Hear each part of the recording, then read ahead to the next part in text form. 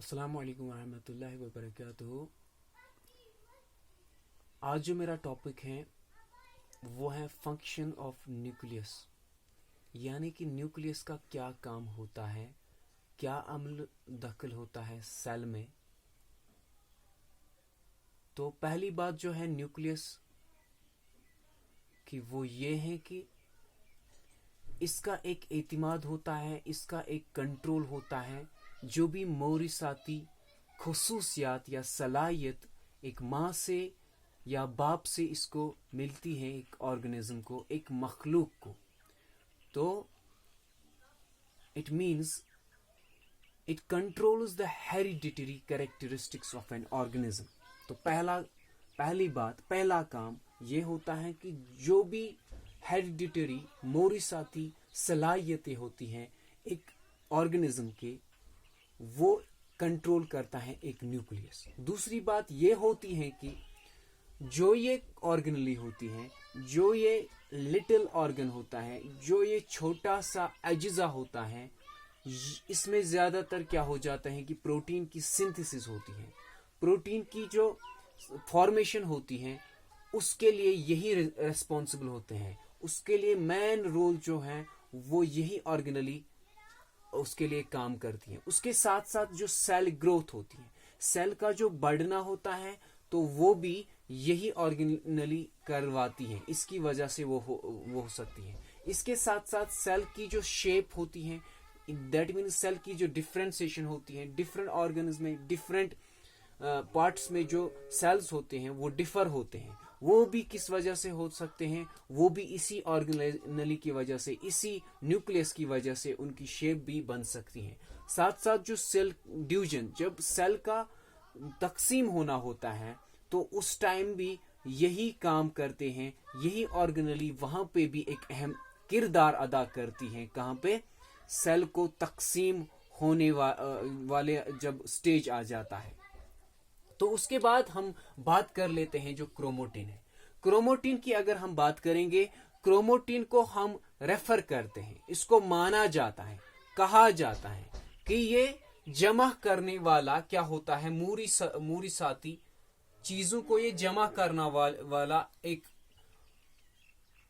Structure होता है जो मौजूद होता है हमारे न्यूक्लियस के अंदर। सो it may be called as, or it may be referred as, storage of hereditary material. Chromatin is referred to as the storage of hereditary material. जो ये क्रोमोटिन होता है एक्चुअली तो होता ये क्यों है हेरिडिटरी मटेरियल का स्टोरेज? क्योंकि इसमें मौजूद होते हैं जीन। जो ये जीन होता है ये लॉन्ग होता है, लंबा होता है और पतले स्ट्रैंड्स होते हैं। पतले और लंबे स्ट्रैंड्स किसके होते हैं? एक्चुअली डीएनए के। दैट मीन्स डिऑक्सीराइबोन्यूक्लिक एसिड के क्या होते हैं? ये लंबे और पतले स्ट्रैंड्स मौजूद जीन्स के। इसी वजह से इसको कहा जाता है स्टोरेज ऑफ हेरिडिटरी मटेरियल। ये इस तरह से इसका स्ट्रक्चर बना सकते हैं हम, या बन सकता है। ठीक है। तो इसके बाद अगर हम बात करेंगे कि जो न्यूक्लियोलस होता है उसका अंदर वाला जो एक और कंपोनेंट प्रेजेंट होता है न्यूक्लियोप्लाज्म में, यानी न्यूक्लियर एनवलप के अंदर जो मौजूद होता है एक स्ट्रक्चर जिसको हम न्यूक्लियोलस कहते हैं। Nucleolus, that means this is the singular of nucleoli, क्योंकि numerous nucleoluses are present inside our nucleus. So जो ये न्यूक्लियस होता है इसको भी क्या कहा जाता है? Storage of proteins and what? Storage of RNA. तो ये स्टोर करता है राइबोन्यूक्लिक एसिड, और इसके साथ साथ ये स्टोर करता है, जमा कर लेता है। जमा रखने की क्षमता होती है इसमें प्रोटीन्स की और आरएनए की। तो इसके बाद और एक फंक्शन इसमें आ जाता है, वो ये आ जाता है कि जो न्यूक्लियस खुद ब खुद होता है ये साइट होती है। Site for what? Site for transcription.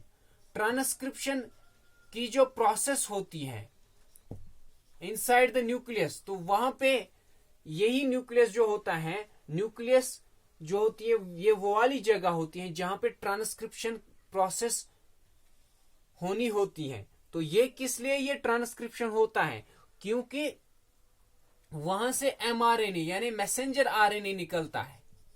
तो उसकी वजह से क्या होता है, उसकी वजह ये होती है ताकि प्रोटीन्स जो है वो सिंथेसाइज हो पाए, प्रोटीन्स की प्रोडक्शन हो जाए, प्रोटीन्स की क्या हो जाए, फॉर्मेशन हो जाए। तो इसलिए न्यूक्लियस ये अहम काम भी कर लेता है। That means it is a site for transcription in which the messenger RNA is produced for protein synthesis.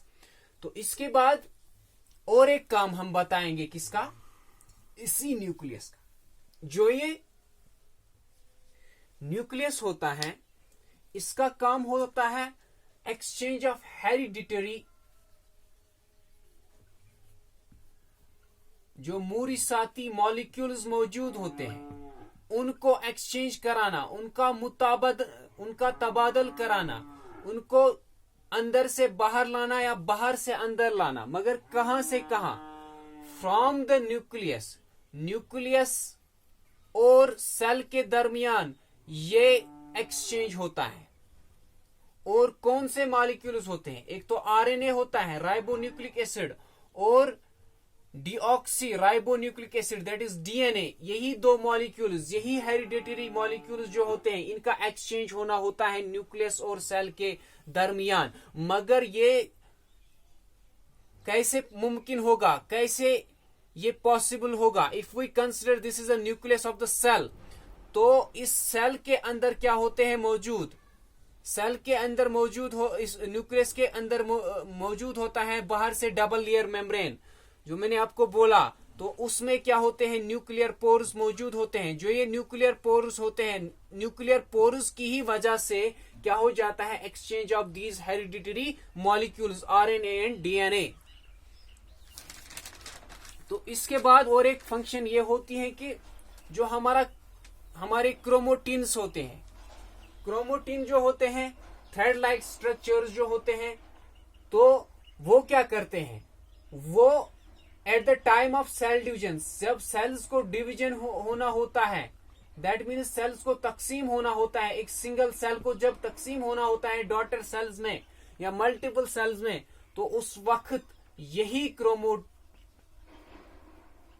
जो है ये कंडेंस हो जाता है, ये रिजेंबल करता है दूसरी सूरत इख्तियार करता है, that we called as chromosome.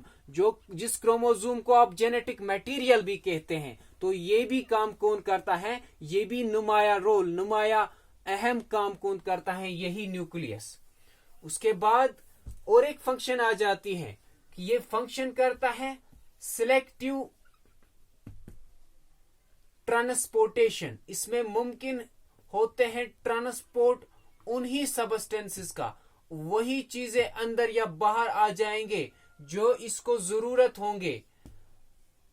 Selective transport of what? Regulatory factors, जो रेगुलेट करेंगे फंक्शंस या फैक्टर्स किसमें? हमारे इस न्यूक्लियस के अंदर। और साथ साथ एनर्जी मॉलिक्यूल्स, वो भी सिलेक्टेड बेसिस पे हम, दैट इज बाय चॉइस, हम इनको सिलेक्ट कर लेते हैं। दैट मीन्स हमारा जो न्यूक्लियस होता है वही इनको सिलेक्ट करता है, तब जाके वो एनर्जी मॉलिक्यूल्स अंदर आ जाते हैं। That means it acts as a selective membrane like work, it works like a selective membrane, like it functions. That means it is responsible for the selective transport of regulatory factors and energy molecules via, that means through or via these nuclear pores which are present where? At the nuclear membrane, जो double layer membrane है वहां से possible होता है। सो इसकी ये selective transportation भी इसकी फंक्शन एक है। उसके बाद इसको कहा जाता है control centre of an organism, क्यों इसको कहा जाता है control centre of an organism, जो मैंने कल भी डिस्कस किया आपके साथ, क्योंकि इसमें मौजूद होते हैं डिऑक्सी राइबोन्यूक्लिक एसिड प्रेजेंट होता है, इसमें मौजूद होता है हमारा क्या, जीन्स प्रेजेंट होते हैं हमारे, इसमें मौजूद होते हैं क्रोमोसोम्स, जिनकी इन सब की वजह से इसको कहा जाता है, इन सब की वजह से इसको बोला जाता है, क्या बोला जाता है, control centre of an organism. That means all the genetic material of an organism like DNA, genes and chromosomes are present in it. That is why because of it it is called as control center of an organism. So I hope you would have understood today's lecture. Inshallah tomorrow we will discuss about another organelle. Thank you and Khuda Hafiz.